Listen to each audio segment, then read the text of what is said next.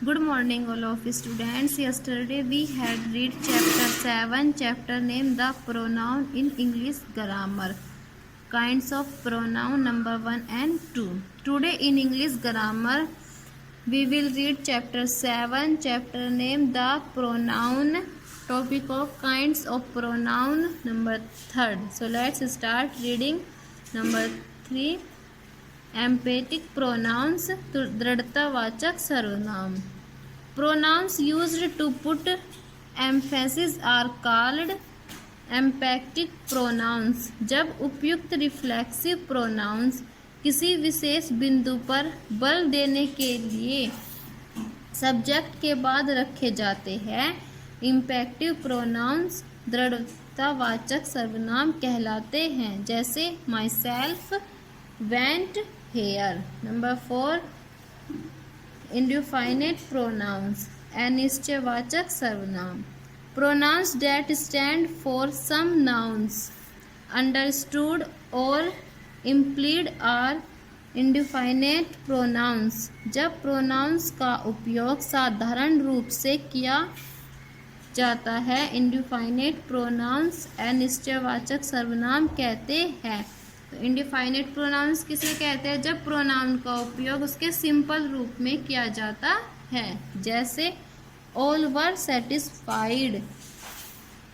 Number 5. Interrogative pronouns पर्सनवाचक सर्वनाम.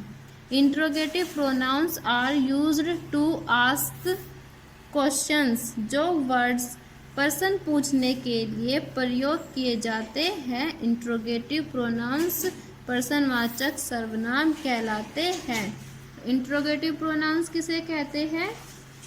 जब हम उन वर्ड्स का प्रयोग करते हैं जिनसे पर्सन पूछे जाते हैं.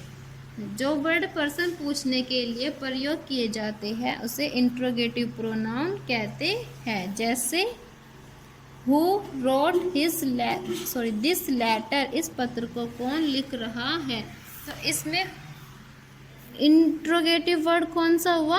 हु, कौन. नंबर 6. डेमोस्ट्रेटिव प्रोनाउंस संकेतवाचक सर्वनाम. The pronouns which are used to point out the object to which they refer are called demonstrative pronouns. जो वर्ड किसी वस्तु, व्यक्ति या स्थान की ओर संकेत करे, डेमोस्ट्रेटिव प्रोनाउंस संकेतवाचक सर्वनाम कहलाता है.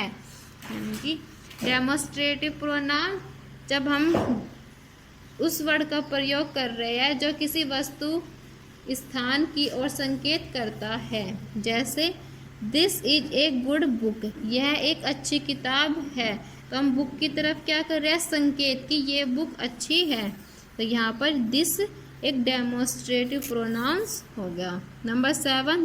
रिलेटिव प्रोनाउंस संबंधवाचक सर्वनाम.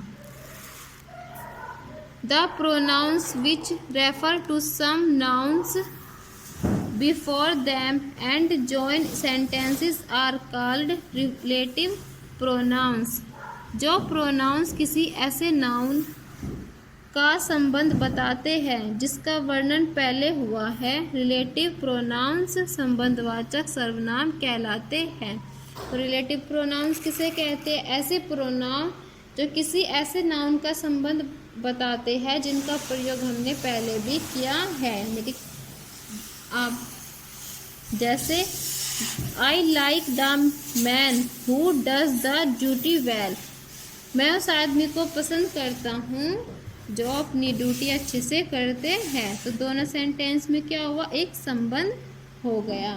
तो ऐसे आप इंग्लिश ग्रामर में चैप्टर 7 के kinds of sentence the pronounce के number 3rd, 4th, 5th, 6th, 7th की यहाँ तक रीडिंग करेंगे.